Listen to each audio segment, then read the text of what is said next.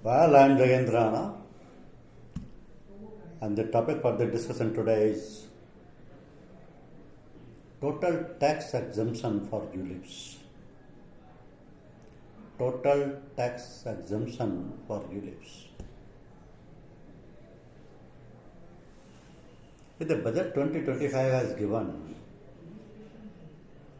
significant tax relief to non-residents who may wish to purchase any insurance policy including ULIPs from a company registered in the IFSC region.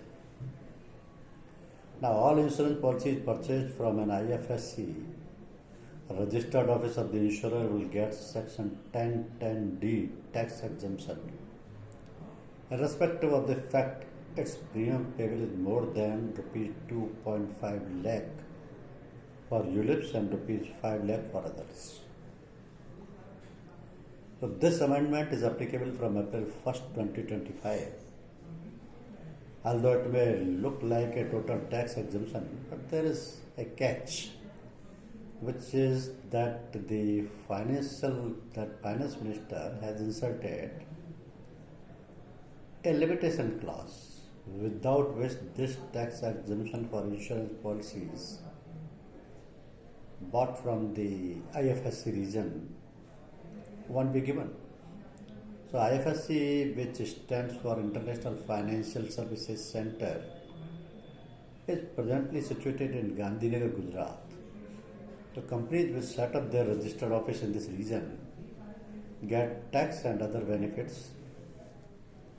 This announcement of the tax exemption criteria under section 1010D, specifically for policies issued from the IFSC region, aims to bolster the attractiveness of IFSC as a center for financial services. So the significant aspect of this amendment is the removal of the cap on premium amounts, which were previously set at rupees 2,50,000 for ULIPs and rupees 5 lakh for other life insurance policies to qualify for tax exemption. Now the only condition is that the premium for any year during the term of the policy should not exceed 10% of the sum assured. NRIs are allowed to purchase life insurance policies and unit-linked insurance policies from an insurance intermediary office located in IFSC, and they can get benefit from the above tax exemption. So the Indian government has set up IFSC to undertake financial services transactions that are carried on outside India by overseas financial institutions and overseas branches, subsidiaries of Indian financial institutions. So IFSC, as envisaged under the Indian context, is a jurisdiction that provides financial services to non-residents and resident institutions in foreign currency other than Indian rupees. So to encourage IFSC, the Indian government has implemented many regulations and also provided many tax exemptions to unite in the IFSC and the investors. Explanatory memorandum to Budget 2025 said this about IFSC insurance policies. So the explanatory memorandum to Budget 2025 said, in order to provide parity to non-residents availing life insurance from insurance office in IFSC vis-a-vis other foreign jurisdictions, it is proposed to amend the clause 1010D so as to provide that proceeds received on life insurance policy issued by IFSC Insurance Intermediary Office shall be exempted without the condition related to the maximum premium payable on such policy as mentioned above. So as seen from the explanatory memorandum to Budget 2025, the income tax exemption is directed only towards non-residents and not Indian residents. So while the proposed amendments to to the Income Tax Act do not clarify whether it will be applicable to residents, non-residents, or both. The memorandum to the speech of the Finance Minister indicates that such an amendment was introduced to ensure parity for non-residents vis-a-vis other offshore jurisdictions. So the intent seems to limit the exemptions to non-residents. For Indian residents, Budget 2025 has clarified that if a ULIP or other insurance policy do not satisfy Section 1010D provisions about maximum premium paid being rupees 2.5 lakhs, rupees 5 lakh and premiums amount limited to 10% of the sum assured, then it will be taxed as capital gains. So the memorandum to the budget speech provides that all life insurance policies issued by an IFSC insurance office to non-residents will be free of Section 1010D exemption conditions such as premium limits. It includes all life insurance policies including ULIPs and endowments. Proceeds received out of health insurance policies are never treated as income since they are in the form of reimbursement of expenses incurred and therefore are anyway not taxable within or outside IFSC. So as a continuation of the tax exemption in the finance bill presented on 1st February 2025, it was proposed to allow exemption for gains from ULIPs even if the total premium for the whole year exceeds Rs 2,50,000, and for gains from other life insurance policies other than ULIPs, even if the total premiums for the whole year exceeds Rs 5 lakh, in case such policies are issued by the IFSC Insurance Intermediary Office. However, such gains will continue to be taxable if the limit on premium, that is 10% of sum assured, is not adhered to. So who is eligible to register as an IFSC Insurance Intermediary Office? That is important to understand because the IFSC is not very much known in the insurance circles. So let's understand what this is. An intermediary or insurance intermediary registered with the IRDAI or a foreign insurance intermediary registered with the home country regulatory or supervisory authority, an Indian company incorporated under the Companies Act 2013, or a firm or a cooperative society, or a body corporate incorporated under the laws of any country outside India can be eligible to register as an IFSC Insurance Intermediary Office in India. Now the Union Budget 2025 has introduced this key amendment in the taxation of unit-linked insurance policies, so bringing much needed clarity to how proceeds from these investments are taxed. So until now, ambiguity surrounded the tax treatment of ULIPs where premiums exceeded certain thresholds, creating confusion for investors. The latest clarification ensures that such ULIPs will now be classified as capital assets with proceeds taxed under capital gains instead of income from other sources. This move aligns ULIP taxation with other investment instruments and is expected to streamline financial planning for policyholders. So experts believe the change will enhance transparency, improve investors' confidence, and reinforce ULIPs as a structured long-term wealth building option. So taxation of unit life insurance policy proceeds will be under Section 1010D of the Income Tax Act, provided exemption for any sum received under a life insurance policy, including bonuses subject to premium payable for any of the years during the term of the policy, that is life insurance or ULIP, issued on or after 1st April 2012 should not exceed 10% of the actual capital sum assured And the amount of premium or aggregate amount of premium payable during the term of such policy or policy should not exceed 2,50,000 for unit linked insurance policy or 5 lakh for other policy for policies issued after certain dates. So if the above conditions are not fulfilled, the sum received under an insurance policy may be charged to tax as capital gains for ULIP or income from other sources for policies other than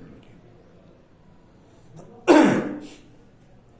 So in the present provisions, in the case of unit linked insurance policy, even where a payable premium exceeded 10% of sum assured, this sum received on redemption was not being charged to tax as capital gains under the subsection 1B of section 45, that is 1B. Even though it was not exempt, there was ambiguity regarding the head of chargeability. So the current amendment has now made the tax treatment given to all ULIP policies consistent.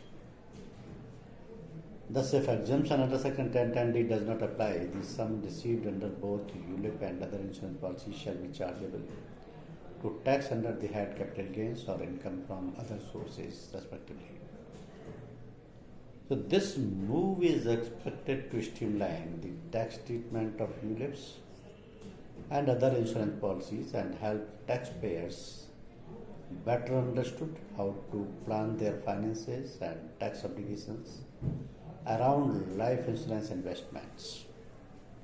So by offering more clarity regarding the tax treatment of life insurance policy proceeds, including the introduction of capital gains taxation for ULIPs in specific cases, the government aims to assist taxpayers in making informed decisions about their financial planning. The proposed clarification on ULIPs taxation is a welcome step towards greater transparency and consistency in tax treatment. So ULIPs, where aggregate annual premium is less than 2.5 lakh and do not qualify for exemption under section 1010D are now proposed to be defined as capital assets and taxed as capital gains instead of applicable slab tax rates. So this shift from taxation under income from other sources to capital gains brings more clarity and fairness, reinforcing ULIPs as a compelling long-term investment option. So insurers view this as a progressive move that will enhance customer confidence and encourage disciplined financial planning. The Union Budget clarified the tax treatment of unit-linked insurance plans that do not qualify for tax exemption under section 1010D before investing. So in this market-linked insurance cum investment product, taxpayers must understand whether it is suitable for them or if they would be better off opting for a combination of a term plan and mutual funds. Because the clarity on taxation is that under section 1010D of the Income Tax Act, the sum insured received from a life insurance policy is exempt from taxation, subject to two conditions. This tax exemption is not available if the premium paid in any of the years during the policy term exceeds 10% of the actual sum insured, or this rule applies to policies issued on or after April 1st, 2012.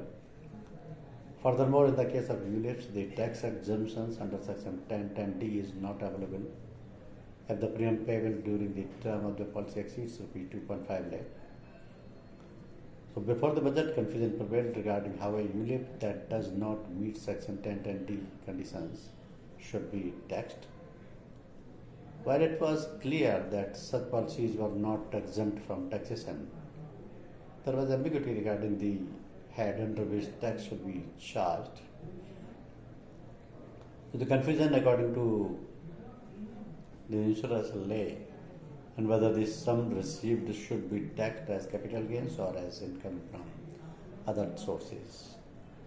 So the budget has used complete clarity in this regard. If exemptions under section 1010D does not apply, then the sum received from a ULIP shall be chargeable to tax under the head capital gains. So, henceforth, it will be treated on par with the equity-oriented mutual funds. They will be taxed at the rate of 12.5% after 1 year. This clarity will benefit high-income earners. The rate at which they will have to pay tax on capital gains in ULIPs will be lower than their slab rates. So, the tax treatment remains consistent. This clarification does not make ULIPs more or less attractive. It simply removes ambiguity. One advantage of a ULIP is that investors can choose the underlying mix of products. People who want to mix insurance with market-linked instruments can do thorough ULIPs. Policyholders can also change funds based on their preferences during their policy terms. The switches one makes between funds and in a ULIP are not subject to tax. But this is unlike a mutual fund where if you switch from one fund to another, there is tax incidence. So ULIPs also offer a tax benefit to taxpayers under the old tax regime. Such individuals can get a tax deduction of up to Rs 1.5 lakh under Section 80C. ULIP comes with a lock-in of 5 years. So this can be advantageous for investors who find it hard to stay invested in a market-linked instrument and amid increased volatility. So investors enjoy greater flexibility, for example, reduced coverage. When they segregate life insurance from investments, this aims gets defeated on investing in a ULIP. So the expenses could be a little higher than in a pure investment product. ULIPs have liquidity issues. Investors who realize that the ULIP they have purchased does not suit them cannot exit the product before 5 years. Many ULIPs come with several charges such as policy administration charges, fund allocation charges, etc. So these in turn reduce the overall returns of policyholders. Investors who struggle with financial discipline and are prone to panic during market fluctuations may find ULIPs beneficial. So as they restrict premature withdrawals and encourage long-term investments, investors who are more informed and value flexibility may benefit from keeping their insurance and investment separate, allowing for greater control over their financial planning. One also needs to understand the liquidity constraints of these products. People who want to maintain liquidity should avoid ULIPs. Investors who decide to invest in a ULIP should be mindful of its cost. Thank you very much.